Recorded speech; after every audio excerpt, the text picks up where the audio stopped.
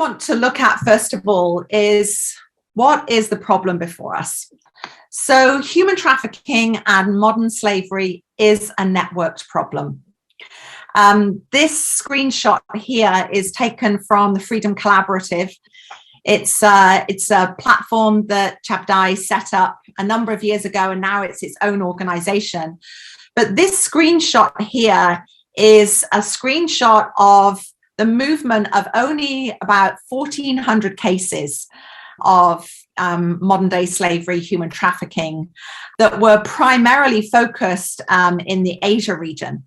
And so even though they were primarily focused in the Asia region, and for 1,400 cases, this was the spread. And I think that this is a really good illustration for us. You know, can you imagine if we took the whole of the population of people who are trafficked and we did one of these maps? And we would see that there would not be any countries in the world that would not be touched by this. So we know that human trafficking and modern slavery is a networked problem. We can see it right there before us, how people are moving from one country to another country. And this is case data. So this is case data from organizations like our own. So the networked problem, how does that map become a reality? How are people coerced and moved from their communities and nations? How is it that you can, you know, traffic somebody from a rural village in Cambodia, and we've had our first case and they end up in the UK?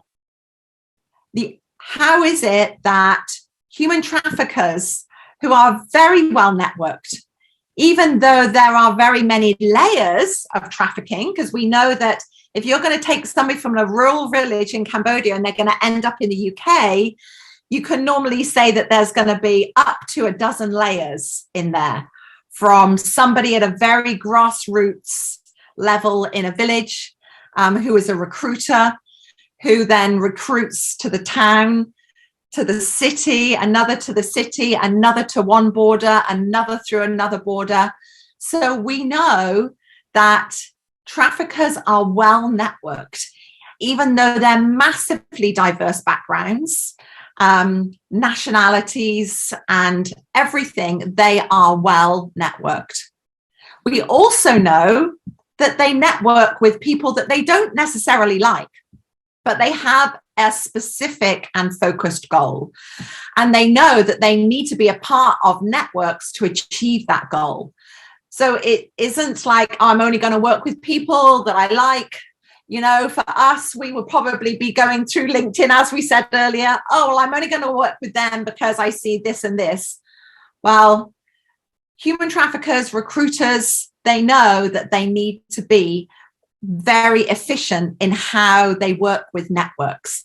They need to be able to connect quickly and efficiently with the people around the world so that they can move, exploit, and abuse the very commodities that they are buying. And at the end of the day, we know that these networks are successful.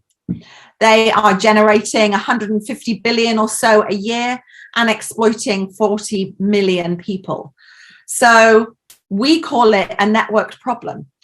And it's unfortunately, a very successful networked problem. So how successful are our networked solutions? So I feel a little bit like I'm preaching to the choir here. We are all a part of some type of network solution. You know, the Rotary Club is the largest network in the world. You know, looking at the potential of 1.4 million people, neighbors, friends, leaders, problem solvers, uniting to take action and create lasting change.